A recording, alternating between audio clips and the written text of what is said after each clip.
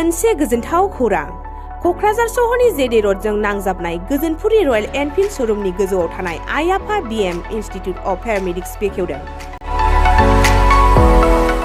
बे आइ आफा BM institute of पैरामेडिक्सआ नोंथांमोननो लानानै फैदों देहा जोथोन लाखिनायनि माखासे आयदाफोरनि 2024-2025 मायथाइनि मुं थिसननाया फैगौ 15 जानुवारिनिफ्राय जोबथा मार्च दानसिम सोलिगासिनो दङ।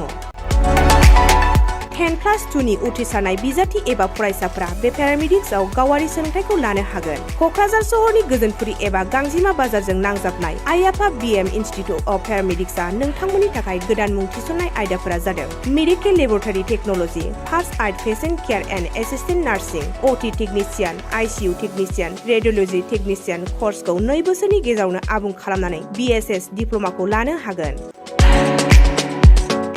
लोगोसे गासैबो डिप्लोमाखौ लानायनि उनाव सोरखारि साख्रि मोननायनि सुबिदाबो दङ। जुदि नोंथांमोनहा बेफोर कर्सनि थाखाय गोदानै मुं थिसननो गोसो दङब्ला आइ आफा बीएम इन्स्टिट्यूट अफ पैरामेडिक्सनि नैबे जानबुं नम्बर 9395899391 एबा 8638391746 आव थोंजों सुलाद लाहरनो हागोन।